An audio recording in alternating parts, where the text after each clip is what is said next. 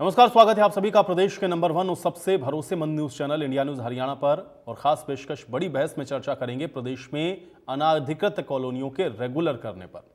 दरअसल मुख्यमंत्री मनोहर लाल ने अनाधिकृत कॉलोनियों में रहने वाले लोगों को बड़ी राहत दी है।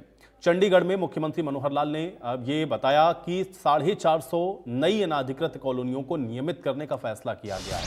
इसके साथ ही इन कॉलोनियों के विकास के लिए 500 करोड़ रुपए की मंजूरी दे दी गई है, जिससे अनाधिकृत कॉलोनियों में किसी तरह के विकास के कोई काम पीछे न रहे।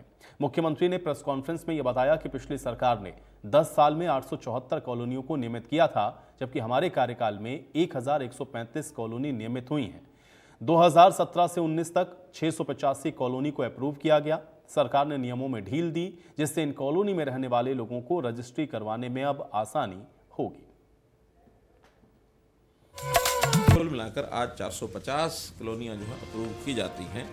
हमारे यहाँ जिलानुसार भी जो आंकड़े हैं, ऐसी चाहे वो अप्रूव हुई हैं चाहे नहीं हुई हैं, शुरू से लेकर अब तक जो कॉलोनीज़ हैं उसमें अगर मैं टोटल कॉलोनीज़ की बात करता हूँ तो ये 1340 और 966, ये लगभग 2200 कॉलोनीज 2300 कॉलोनीज ऐसी हैं जिनका अप्रूवल या तो हो गया है या होना है। जो मैंने बताया इसमें बाकी भी बची हैं। जो बड़े ज़िले हैं, जो 150 से भी ज़्यादा कॉलोनियाँ जहाँ अनअप्रूव्ड थी, जिनमें कुछ हो गई, कुछ और आगे होंगी, उसमें कुछ 5-6 ज़िले हैं जिनका मैं नाम लेता हूँ।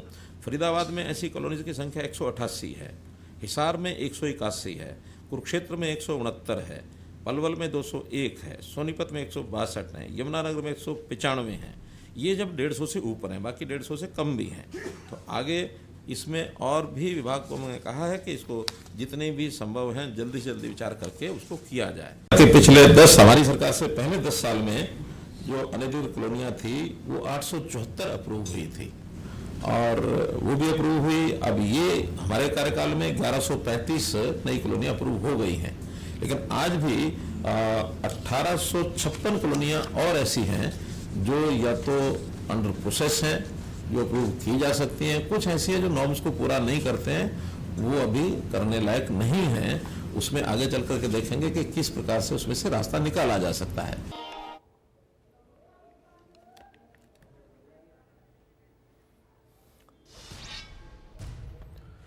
तो कुल मिलाकर के अनाधिकृत कॉलोनियों को अधिकृत करने का ऐलान आज मुख्यमंत्री के द्वारा किया गया और अभी भी जो अनाधिकृत कॉलोनियां हैं उनको अधिकृत किया जाएगा, ये बात भी मुख्यमंत्री ने कही है। लेकिन ये जो घोषणा हुई है उसके मायने क्या है और उसको किस नजरिए से देखा जाए। कुछ मेहमान मेरे साथ जुड़ गए, पहले उनका परिचय करवाते हैं, उसके बाद आज इसी पर चर्चा करेंगे। केसी भाटिया जी भी हमारे साथ जुड़े हुए हैं, कांग्रेस पार्टी के प्रवक्ता हैं। केसी भाटिया जी, स्वागत है आपका इस चर्चा में। ओंकार सिंह जी हमारे साथ जुड़े हुए हैं, इंडियन नेशनल लोकदल के प्रवक्ता हैं। ओंकार सिंह जी, आपका स्वागत है। रवि सिंगला जी हमारे साथ जुड़े हुए हैं, आप रिटायर्ड वरिष्ठ टाउन प्लानर रहे हैं। रवि सिंगला जी, आपका भी स्वागत है। और थोड़ी देर में प्रोफेसर वीरेंद्र चौहान जी भी हमको भारतीय जनता पार्टी की तरफ से ज्वाइन करेंगे, उनके साथ भी चर्चा को आगे बढ़ाएंगे। लेकिन रवि सिंगला जी, सबसे पहले मैं आपके पास आता हूं, उसके बाद मैं पॉलिटिकल चर्चा में जाऊंगा। सिंगला जी, आप तो इस विभाग में रहे हैं, इस व्यवस्था में रहे हैं और आपने देखा है कि एक बहुत बड़ी समस्या होती है अनाधिकृत कॉलोनियां, और उसके अंदर फिर हम लोग देखते हैं कि जब प्लानिंग नहीं होती है, बारिश होती है या तरह तरह की जो समस्याएं हैं वो सामने आती हैं। लेकिन इनको लीगलाइज करने का या इनको ऑथराइज करने का जो फैसला लिया गया है, इसको आप किस नजरिए से देखते हैं और इसके किस तरीके के परिणाम होंगे, आपसे मैं ये समझना चाहूंगा। सिंगला जी, देखिए, जो रेगुलाइज की जाती है कॉलोनी, अवैध के तरीके से बताई जाती है, उसमें सर्विसेज तो होती नहीं है। सर्विसेज प्रोवाइड करने के लिए Haryana civic communities and infrastructure deficient act बनाया है सरकार ने। उसके तहत जो कॉलोनियों को रेगुलाइज किया जाता है, उसी के तहत ही उन पे जो सर्विसेज दी जाती है, उसी एक्ट के तहत सर्विसेज दी जाती है। क्योंकि जो अवैध तरीके से बताई जाती है तो उसमें सर्विसेज भी उस हिसाब से देनी जरूरी होती है। भी अवैध उसके डेवलपमेंट चार्जेस लेके सरकार उनको सुविधा देती है, क्योंकि वहाँ पे जो रहते हैं लोग, गरीब तबके के लोग होते हैं, वो कम बजट में अपना कॉलोनी में कुछ मकान बनाते हैं, तो कम बजट में सारा कुछ अपना सोचते हैं, धीरे धीरे करके पैसे देने होते हैं। उसको जो सुविधाएं दी जाती हैं उससे वो बड़े ही उनको फायदा मिलता है। तो उस फायदा सारे पहुंचाने के लिए सरकार ये चाहती है भी सबको सुविधा मिले, और इस वजह से इस कॉलोनियों को रेगुलाइज की जाए। और ये बहुत बड़ा कदम है सरकार की तरफ से। पहले भी इस तरह की कॉलोनी रेगुलाइज की जा चुकी है और 543 कॉलोनी 2014 में की गई थी, 354 कॉलोनी अभी 2021 में की गई थी। और सिर्फ इस तरह से बहुत सारी colony time to time regularise करती रही है सरकार। बिल्कुल। लेकिन सिंगला जी, ये मैं समझना चाह रहा हूं कि ये जो रेगुलराइज करी जाती हैं कॉलोनियां, क्या इससे जो विकास है वो सही मायने में और सही तरीके से हो पाता है? क्योंकि फिर वहां पर जो बेसिक कम्युनिटीज हैं या जो अथॉरिटीज हैं जिनको डेवलपमेंट करना है, उनको वहां पर अब अपना जो काम है उनकी करने की इजाजत मिल जाती है। तो क्या इससे इम्पैक्ट पड़ता है इन सारी चीजों के ऊपर? बिल्कुल। देखिए, जो क्लाइंट कॉलोनी में जो सुविधा होती है उस स्टैंडर्ड की सुविधा तो यहाँ पे नहीं दी जा सकती, क्योंकि छोटी छोटी गलियां होती हैं, ना तो उनमें ओपन स्पेस मिलती है, और कहीं पे हमें कोई ट्यूबवेल लगाना है उसके लिए स्पेस नहीं मिलेगी, हमने पार्क डेवलप करना है वहाँ की स्पेस नहीं मिलेगी, हमें और फैसिलिटीज देनी है, कम्युनिटी बिल्डिंग बनानी है, कोई चीज बना, तो वो सारी सुविधाएं वहाँ पे नहीं मिल पाती। इसलिए जो मिनिमम जी जी। सुविधा मिल सकती हैं, जो कम से कम सुविधा उपलब्ध हो जाती हैं, उसी में ही उनको काम चलाना पड़ता है। जी तो इसलिए जो है अवैध निर्माण जो जी करके अवैध कॉलोनी जो बसाई जाती है, जी इसमें जी। होता तो देखो परेशानी तो सभी लोगों को उठा वो, लेकिन उनकी भी मजबूरियां हैं, वो टाइम टू टाइम धीरे धीरे तो कम पैसे में अपना कम बजट में अपना प्लॉट लेके वहाँ धीरे धीरे बनाते हैं, धीरे धीरे ये अपना विकास करते हैं। तो विकास होने के बाद इनको काफी उनको सहूलियत मिल जाती है, उसी में ही काफी गुजारा करना पड़ता है। चाहे पानी देखो, बेसिक सर्विसेज में पानी है, सीवरेज है और बिजली है, ये तीन चीजें तो मिल ही जाती है इन कॉलोनियों में। बाकी चीजों का जैसे जैसे जगह अवेलेबल होती है, लैंड अवेलेबल होती है, उस हिसाब से वहाँ पे सर्विस दी जाती है। ठीक है, चलिए प्रोफेसर वीरेंद्र चौहान जी भी हमारे साथ जुड़ चुके हैं। अब वीरेंद्र जी, बहुत स्वागत है आपका इस चर्चा में। वीरेंद्र जी, आज ये जो फैसला लिया गया मुख्यमंत्री की तरफ से, आज 450 टोटल अगर हम लोग देखें तो 1135 कॉलोनी है जिनको रेगुलर किया गया है, इस फैसले को कैसे देखा जाए? देखिए, हरियाणा भर में बहुत सारी ऐसी कॉलोनीज अभी भी हैं और अनेक वर्षों से बनी हुई थी, जो प्रॉपर जो मानदंड हैं, मानक हैं किसी भी कॉलोनी को डेवलप करने के, कितना वहां पर रास्ते कितने चौड़े होने चाहिए, पार्क के लिए, पब्लिक अमेनिटीज के लिए क्या क्या स्पेस होने चाहिए, वो न्यूनतम मानकों को पूरा किए बिना, प्रॉपर उसका पंजीकरण कराए बिना, बहुत सारी कॉलोनीज अर्बन सेंटर्स पर वो यूएलपी के एरिया में भी, माने जो स्थानीय नगरीय स्थानीय निकाय हैं उनके क्षेत्र में भी, और टाउन एंड कंट्री प्लानिंग जो डिपार्टमेंट है उसके कंट्रोल्ड एरिया में भी साल दर साल वो डेवलप होती रही हैं।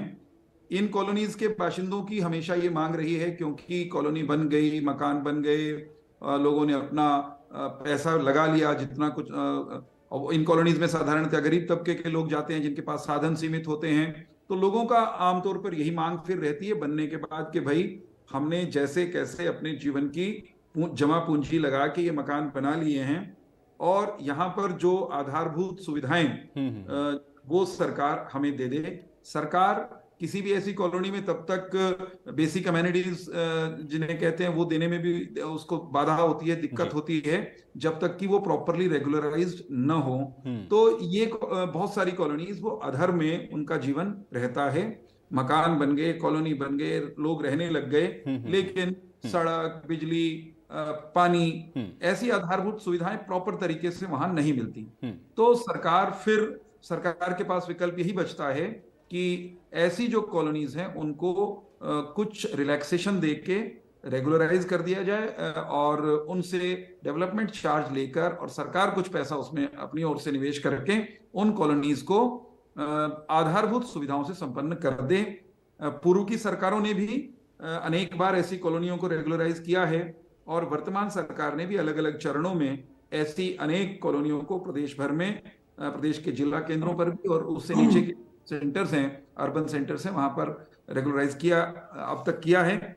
आज उसी क्रम में 450 के लगभग जो कॉलोनीज हैं उन्हें रेगुलराइज करने की घोषणा मुख्यमंत्री जी ने की है, और ये भी बताया है कि अभी भी 1850 के लगभग कॉलोनियां और हैं हरियाणा में ऐसी, जो जिनके सर्वे चल रहे हैं, जो रेगुलराइजेशन की प्रोसेस के बीच में हैं, उनकी वो जब बेसिक नॉर्म्स पूरा कर देंगी, उनके जो आधारभूत जरूरतें, जो रिक्वायरमेंट्स हैं रेगुलराइजेशन की, उनको अगर वहां के लोग पूरा कर देंगे तो उन कॉलोनियों को भी आने वाले दिनों में रेगुलराइज कर दिया जाएगा। रेगुलराइजेशन ऐसी कॉलोनियों की वो एक ऑनगोइंग प्रोसेस की तरह रहेगी, मैं ये मानता हूं, कि जैसे जैसे चीजें दुरुस्त होती जाएंगी ये कॉलोनियां रेगुलराइज होती रहेंगी। बहुत बड़ा रिलीफ आप ये कह सकते हैं आज हरियाणा के हजारों लोगों को ठीक है। पूरे प्रदेश में प्राप्त हुआ है। ठीक है, केसी भाटिया जी कैसे देखते हैं, क्योंकि वीरेंद्र जी भी कह रहे हैं, आज मुख्यमंत्री जी ने भी कहा कि भाई ये रेगुलराइजेशन जो हम लोगों ने किया उस वजह से अब जो लोग जिनको बेसिक कम्युनिटीज नहीं मिल पा रही थी वो सुविधा मिलेगी, और बहुत सारी कॉलोनियां अभी भी हैं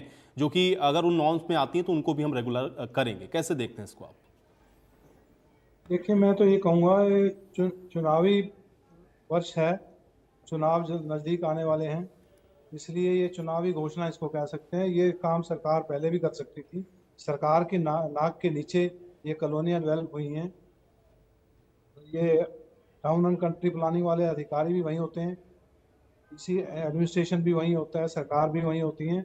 उनको सब पता होता है कहाँ क्या कंस्ट्रक्शन हो रही है, लेकिन उसको आँख बीच कर उसको रिलैक्स करके लोगों को अलाउ किया जाता है, तुम बना लो। इसमें एक बड़ा कारण ये भी है कि हुड्डा एक्ट के अंदर जो इन्होंने प्रावधान, जो हमारे टाइम में जो प्रावधान था, शुरू से जब से एक्ट बना है, हुड्डा एक्ट में ये किया गया था कि किसी को भी एक प्लॉट अर्बन एरिया में, डेवलप एरिया में प्लॉट किसी सेक्टर में देना है तो उसके लिए ड्रॉ निकलते थे, एप्लीकेशन कॉल की जाती थी, ड्रॉ निकलता था, जिसका जिसका ड्रॉ निकल जाता था उसको प्लॉट अलॉट कर दिया जाता, किस्तों में दे दिया जाता। लेकिन अब सरकार ने उस पॉलिसी को बदल के ये कर दिया कि ऑक्शन करेंगे, ऑक्शन में जो ज्यादा ऑक्शन में जो ले जाएगा वो उसको प्लॉट अलॉट कर दिया जाएगा, और उसकी टर्म्स एंड कंडीशंस भी अलग होती हैं कि इतने टाइम में उसको पैसे जमा कराने हों, तो वो एक बाइंडिंग सा उसके लिए हो जाता है। तो ऐसे में क्या है कि वो प्लाटों की कीमत जितनी ड्रॉ में रखी जाती है, सरकारी कीमत, जब ड्रॉ निकलता है तो जितनी कीमत रखी जाती है मिनिमम उसी में अलॉट किया जाता है। लेकिन जब ऑक्शन होती है तो ऑक्शन में खुले में जब ऑक्शन की जाती है तो ज्यादा पैसे वाले लोग, ज्यादा बोली देने वाले लोग प्लॉट ले जाते हैं। गरीब आदमी उसमें मकान, रोटी कपड़ा मकान बेसिक नेसेसिटी होती है नागरिक की, और मकान बनाने के लिए सस्ता मकान स्कीम तो हुड्डा की यही चलाई थी कि लोगों को सस्ते भाव में प्लॉट मिले। लेकिन हुआ क्या कि ये जब ये ऑक्शन के जरिए होने लगा तो लोगों, पहले भी अनऑथराइज कॉलोनियां चलता रहा है ये, और अब ये थोड़ा सा ज्यादा इसलिए हो गया कि लोगों की रीच से परे हो गया ये काम कि लोग ऑक्शन में नहीं खरीद सकते, तो वो जो है ना प्राइवेट कॉलोनियों में जाकर जमीन लेकर अपना कम पैसों में मकान बनाने की कोशिश करते हैं। तो ये सरकार ये नहीं कह सकती कि ये जो कॉलोनियां बसी हैं तो ये रातों रात कोई बस गई हैं। ये चुनावी इन्होंने नहीं, लोगों केसी को भाटी जी, रातों रात तो खैर नहीं बसी है तो कोई नहीं करा है, लेकिन दिया। सवाल यह है कि देखिए आप लोगों ने भी अनाधिकृत कॉलोनियों को तो रेगुलराइज किया ही था, तो क्या उस समय ये चुनावी एजेंडा था जब आप लोगों ने किया था? और दूसरा ये है कि अगर इस तरह की कॉलोनियां बसी हुई हैं और आप कह रहे हैं कि हुडा के तहत जो प्लॉट्स दिए जाते थे उसमें इन लोगों ने अब उस ऑक्शन उसको कर दिया, पहले लॉटरी सिस्टम हुआ करता था, तो पहले भी क्या कारण थे जो फिर अनाधिकृत कॉलोनियां बसती थी?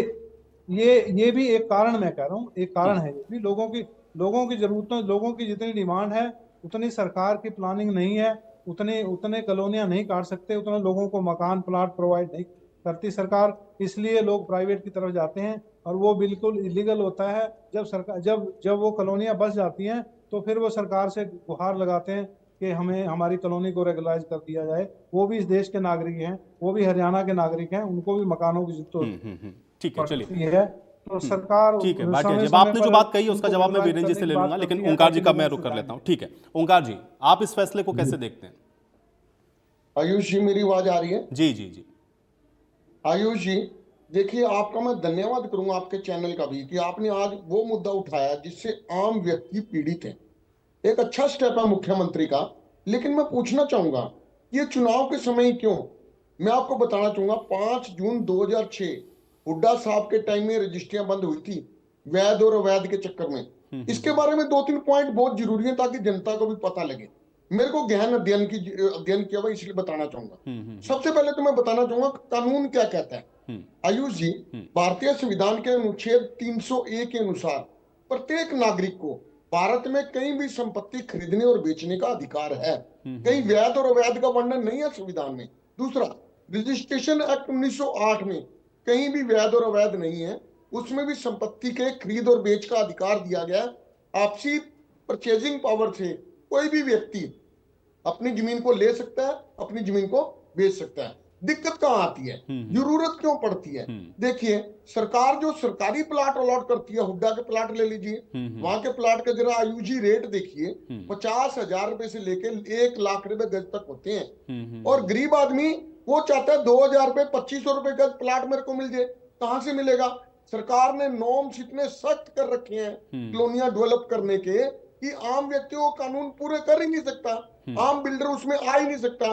और अगर आएगा भी तो उस कॉलोनी का रेट 20,000 25,000 से शुरू होता है जो अप्रूव्ड होती है। ऐसे में मैं पूछना चाहता हूं, जो सरकार के प्रवक्ता बैठे हैं, वो गरीब आदमी जो 2,000 से 2,500 रुपए गज के हिसाब से लेकर 50 गज में अपना एक छोटा सा आशियाना बनाना चाहता है, वो कहां जाए, ये जरूर बताएं।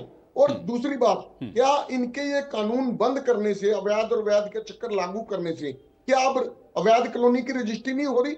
अब भी हो रही है। मैं अम्बाला छावनी की भी बात करूंगा, आके चेक कर लीजिए, विजिलेंस की रेट डलवाइए, अब भी हो रही है। लेकिन रजिस्ट्री के लिए 1.5 लाख रुपए लगते हैं, रिश्वत के लिए रजिस्ट्री हो जाती है। फिर क्या आपने इतने सख्त कानून बना दिए, क्या अब अवैध कॉलोनियां नहीं कट रही? अब भी कट रही हैं, और बीजेपी के नेता ही काट रहे हैं। मैं स्पष्ट कहता हूं, इंक्वायरी करा लीजिए, आज पूरे हरियाणा में कितनी कॉलोनियां कटी हैं और कितनी बीजेपी के नेताओं ने काटी हैं। दिक्कत कहां आ रही है? सरकार को रेवेन्यू मिलता है रजिस्ट्रेशन से, सरकार को रेवेन्यू मिलता है डेवलपमेंट चार्जेस से। मैं सरकार से कहना चाहूंगा, अब तक जितनी भी कॉलोनियां कट चुकी हैं, चाहे वो 1 लाख कट चुकी हैं, उसको सारी को रेगुलर कीजिए, उसमें डेवलपमेंट चार्जेस लीजिए। आप 120 रुपए गज लेते हो, 200 रुपए लीजिए, 300 रुपए लीजिए। जनता बहुत परेशान है, और डेवलपमेंट चार्जेस लेके आप उनको रेगुलर कीजिए, और आगे से ऐसा कानून बना दीजिए कि कोई कॉलोनी काट ही ना पाए। लेकिन होता क्या है, डीटीपी पैसे ले लेता है। पूर्व डीटीपी आपके पास बैठे हैं, इनसे पूछ लीजिए क्या व्यवस्था है। डीटीपी पैसे लेता है, डीटीपी के जेई वही कॉलोनियां कटवाते हैं, और उसके बाद आते हैं तोड़फोड़ करने के लिए, थोड़ा सा टक मार के चले जाते हैं दिखावे के लिए, फिर वो कॉलोनी बिक जाती है। ऐसी व्यवस्था को अगर नियंत्रण करना है, तो मेरे सरकार को 2 सुझाव हैं। पहला, अब तक जितनी कॉलोनियां बन गई उन सबको रेगुलर किया जाए। दूसरा, आगे जो कॉलोनी काटे या जो जिसके डीटीपी के क्षेत्र में कॉलोनी कटे, उस डीटीपी, ठीक है, आप कह रहे हैं कि हाँ बिल्कुल नियम ऐसे बना दें कि आगे से अनाधिकृत कॉलोनी बसे ही ना। ठीक है, 1 मिनट में बात पूरी करूंगा जोशी, 1 मिनट। उस डीटीपी के ऊपर कार्रवाई होनी चाहिए, और कॉलोनी काटने के नियम जैसे पंजाब में है, 1 एकड़ में भी कॉलोनी कटती है, सरकार रेवेन्यू ले, 500 रुपए गज ले, 200 रुपए गज ले, सरकार की सिरदर्दी है। नॉर्म्स फिट करे, 1 एकड़ में भी कॉलोनी कटे। यहाँ क्या है, 55 एकड़ में कॉलोनी कटेगी, 11 एकड़ में फ्लैट की स्कीम पास होगी, ना नोमन तेल होगा, ना राधा नाचेगी। ठीक है, चलिए आपके सुझाव जो हैं, और उसके अलावा आपने जो बात कही, मैं उस पर जवाब ले लेता हूं। वीरेंद्र जी देखिए आयुष भाई, सुझाव जो ये दे रहे हैं उसमें जो कुछ अच्छा होगा हम कोशिश करेंगे। सरकार में होने के कारण हमारी जिम्मेदारी है, अच्छा सुझाव कोई भी नागरिक दे तो उसको कहीं ना कहीं पॉलिसी का पार्ट बनाया जाना चाहिए। परंतु इंडियन नेशनल लोकदल के प्रवक्ता हों या दूसरे हमारे प्रतिपक्ष के मित्र, सरकार की केवल इनको खामियां दिखाई देती हैं। सरकार ने जो अच्छे काम किए हैं, मैंने स्वागत किया है, मैंने मुख्यमंत्री की घोषणा का स्वागत किया है। बोलने के लिए मैंने आपकी बारी में एक सेंटेंस मैंने स्वागत किया, ये भी देखिए। मैं धन्यवाद कर रहा हूं बापे, हो सुनोगे ताई था। मैंने कब कहा कि आपने स्वागत नहीं किया? मैं ये कह रहा हूं कि इस सरकार ने हाउसिंग के क्षेत्र में, गरीबों के लिए हाउसिंग के क्षेत्र में जो काम किए हैं उनका भी जिक्र होना चाहिए। केंद्र की नरेंद्र मोदी सरकार के कार्यकाल में पिछले जो करीब 9 साल हो गए हैं, इस अवधि में हमने 3.5 करोड़ मकान गरीबों को बनाकर दिए हैं। ये तो झूठ के पुलिंदे हैं आयुष जी, फिर झूठे ओंकार सिंह, बदतमीजी करते हो हर बार। अरे नहीं ठीक है ओंकार जी, ऐसे बदतमीजी। अरे ओंकार जी ऐसे 3.5 करोड़ की बात, क्या पागलपन है यार इस आदमी? ओंकार सुनिए भाई, सुनिए ये तो झूठ के पुलिंदे करते हो हमेशा। सुनिए, हाँ झूठ के पुलिंदे आयुष जी, कुछ नहीं। चलिए ठीक है ओंकार जी, अब वो झूठ है या सच है ये तो जनता तय करेगी ना, लेकिन ठीक है, अब उनके पास आंकड़ा है या उन्होंने दिए हैं तो वो बता रहे हैं ना। ठीक है, अभी ओंकार जी एक सेकंड पहले सुन लीजिए ना। देखिए आपने जो बातें कही, अब उसका जवाब तो आने दीजिए। ओंकार जी जवाब तो आने दीजिए भाई, जवाब आने दीजिए। हाँ वीरेंद्र जी, मैंने जो आंकड़ा दिया वो रिकॉर्ड पर है, उसको आरटीआई से वेरीफाई किया जा सकता है। सरकारी आंकड़े के आधार पर मैं कह रहा हूं, और जो खुद यूं कह सकते हैं जमांदरू झूठे हैं, वो हमें कह रहे हैं कि झूठे आंकड़े पेश कर रहे हैं। अरे भाई, मैं अगर कोई आंकड़ा, आधिकारिक आंकड़ा दे रहा हूं तो उसको प्रॉपर तरीके से चैलेंज करिए, मैं स्वीकार कर लूंगा। आज भी मुख्यमंत्री जी जब मीडिया से रूबरू हुए तो उन्होंने कहा कि हमने हरियाणा में और एचएसवीपी समेत विभिन्न इदारों के माध्यम से सस्ती कॉलोनियां बनाने, सस्ते मकान बनाने का प्लान किया है। 1 लाख मकान और आने वाले दिनों में हम बनाने वाले हैं, ताकि जो जरूरतमंद लोग हैं, कम साधनों वाले लोग हैं, उनको सस्ते मकान मिल सकें। मुझे भाटिया जी की बात पर आपत्ति थी, वैसे आपने थोड़ा सा उसको ठीक कर ही दिया। फिर भी मैं ये कहना चाहूंगा कि केसी भाटिया जी, जब आपके कार्यकाल में कोई इरेगुलर, अवैध कॉलोनी वो रेगुलराइज की गई तो उसको आप चुनावी शोषा या चुनावी शिगुफा कहते थे क्या? क्या वो भी चुनाव लड़ने के लिए या चुनाव के मद्देनजर किया जाता था क्या? आपका यह आरोप निराधार है, इसमें कोई दम नहीं है। और मैं तो यूं भी कहने के लिए तैयार हूं कि भाई साहब, अगर चुनाव के कारण भी कर दिया और प्रदेश के हजारों लाखों लोगों को घर मिल रहा है, रेगुलर घर मिल रहा है, तो किसी विपक्षी के पेट में मरोड़ नहीं उठनी चाहिए, उसको स्वागत करना चाहिए। सीधी सी बात है, इस सरकार ने भी, आयुष भाई, आज जो घोषणा की है, इससे पहले 685 संभवतः वो आंकड़ा है, हाँ 685 कॉलोनियां 2014 से 22 के बीच में रेगुलराइज की। आज जिन कॉलोनियों के रेगुलराइज या अप्रूव होने की घोषणा की है या नोटिफिकेशन आया है, इनके अलावा भी करीब मैंने बताया 1800 से अधिक, 1850 के लगभग और ऐसी कॉलोनियां हैं, आवासीय बस्तियां हैं, जिन्हें अप्रूव करके, रेगुलराइज करके लोगों को राहत देने की ये सरकार कोशिश कर रही है। तो सरकार के सकारात्मक कदम का स्वागत होना चाहिए और जिस चीज से लोगों को राहत मिल रही है उस पर प्रतिपक्ष को रुदाली नहीं करनी चाहिए। अगर 6000 गांव हरियाणा के 24 घंटे बिजली पा रहे हैं तो उसका भी कभी कभी स्वागत करना चाहिए। अगर हरियाणा में हाईवेज अच्छे बन गए हैं तो उसका जिक्र करते हुए परेशान नहीं होना चाहिए। अगर अरे रुक जाओ। चलिए ठीक है, आप लोग के आरोप प्रत्यारोप के बीच में चर्चा मैं अब यही समाप्त करूंगा, मेरे पास समय भी नहीं। आप लोग का शुक्रिया, आप लोगों ने समय निकाला आज इस चर्चा का हिस्सा बने। तो रेगुलर कॉलोनियां की गई हैं और इसके अलावा आप देख रहे हैं इसको लेकर के कुछ सवाल भी विपक्ष की तरफ से उठाए जा रहे हैं, लेकिन अब देखना यह है कि जो इररेगुलर कॉलोनीज हैं वो कब रुक पाती हैं, यानी कि अब आगे अवैध रूप से कॉलोनियां ना कटे, इसकी व्यवस्था कैसे होगी, ये बड़ा महत्वपूर्ण है। आज बड़ी बहस में मेरे साथ फिलहाल इतना ही।